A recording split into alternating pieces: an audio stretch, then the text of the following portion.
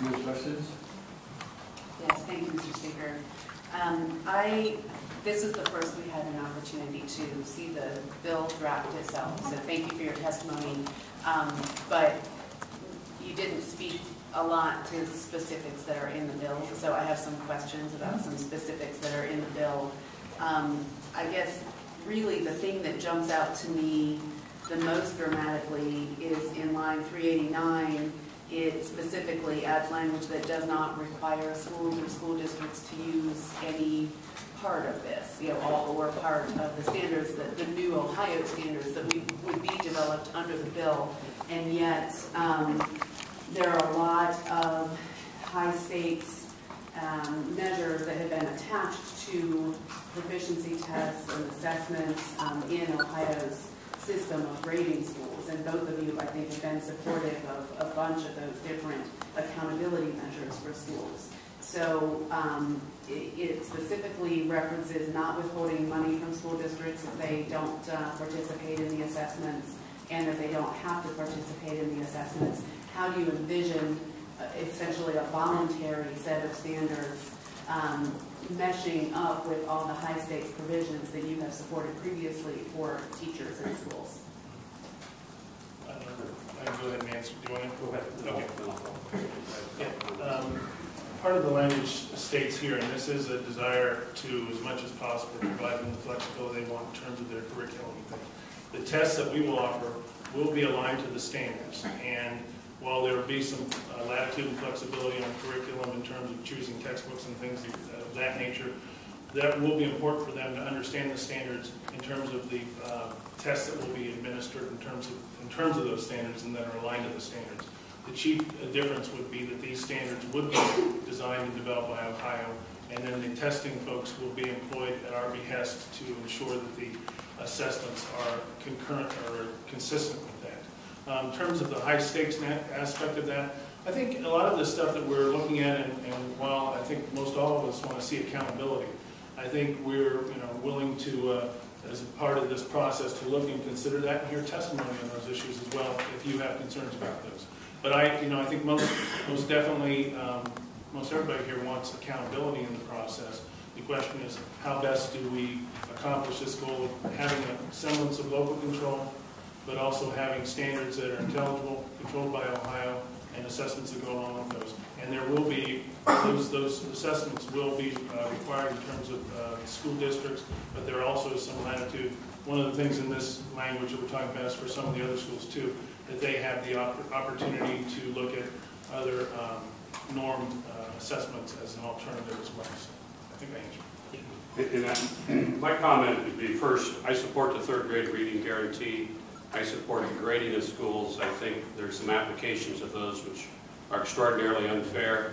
I think in the Lima City Schools District, and kind of the beating they take once a year when it gets printed in the paper, and they do an excellent job there, but because of factors beyond the control of the staff and the administration, they get bad grades. So the expansion into the dashboard method of grading is much better than simply, and I think it's clearer now than continuously improving almost whatever the standards were before.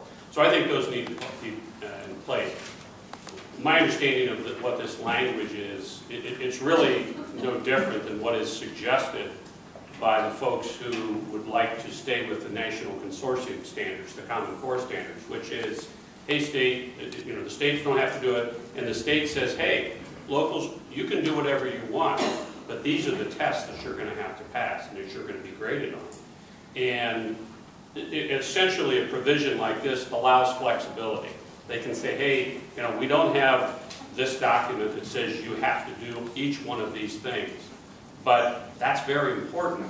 But if we have a set of things that we think are also important, because what may be important in Greenville, Ohio may not be the same thing that's important in some aspects in Cincinnati, Ohio. So it's really the flexibility provision. There's certainly a collision between accountability and flexibility.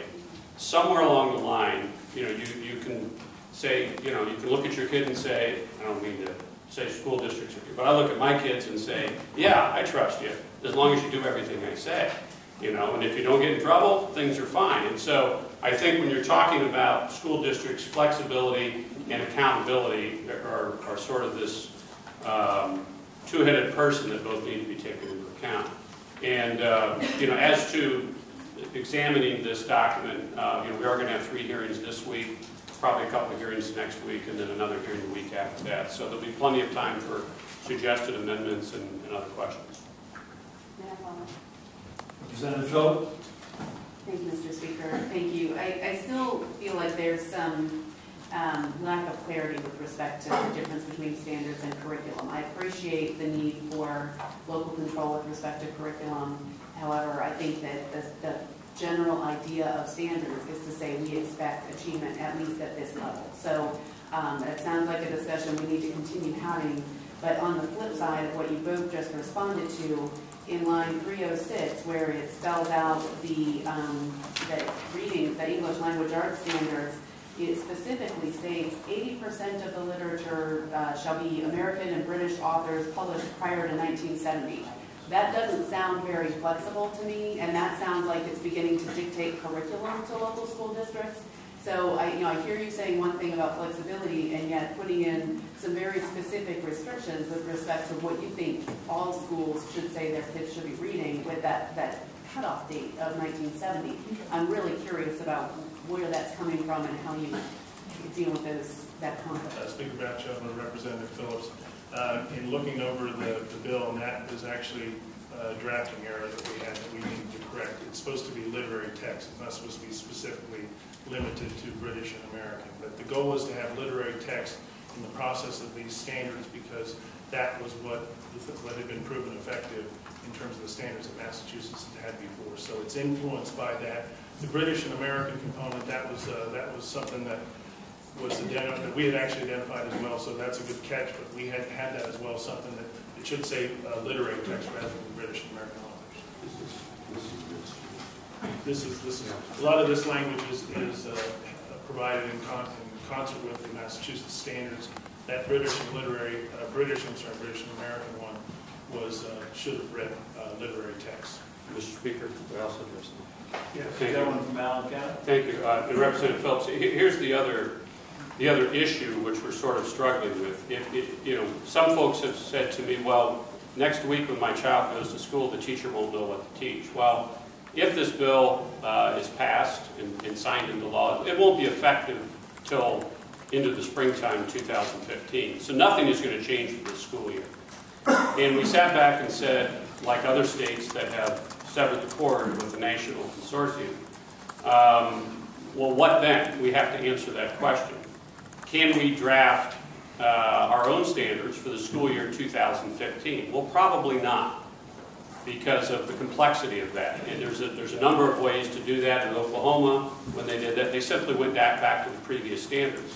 And my question in a few meetings with Representative Thompson and some other folks is, well, why don't we just go back to our old standards? And the answer is because they weren't very good. We don't want to go back to the previous poor Ohio standards. And so the question is, what is going to be in place between now and the time the Ohio standards that we want are drafted, which we estimated is in the bill that wouldn't be ready until the school year beginning 2017. So there's 2 years where something has to be in place. Now, I generally agree with the concept that putting standards with specificity in statute isn't a very good idea. These are the kinds of things that ought to be drafted by the Department of Education, the school board should review. There should be legislative oversight and approval, as with all of these items. So that's why there's some specificity in these statutes, which ultimately would be part of the standards of some, and will be part of the Ohio standards. So there may be a better way to do this. There may be a better catch-all. You know, my catch-all was to go back to the previous Ohio standards.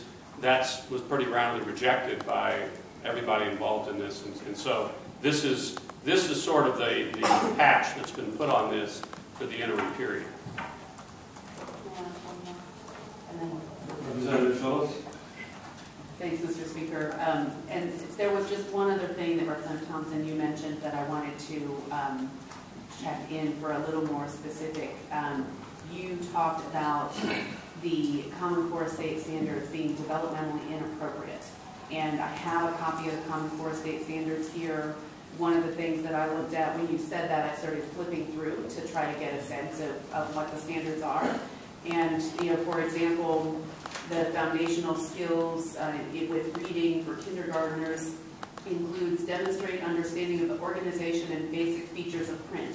Follow words from left to right, top to bottom, and page by page. Recognize that spoken words are represented in written language by specific sequences of letters. Understand that words are separated by spaces in print.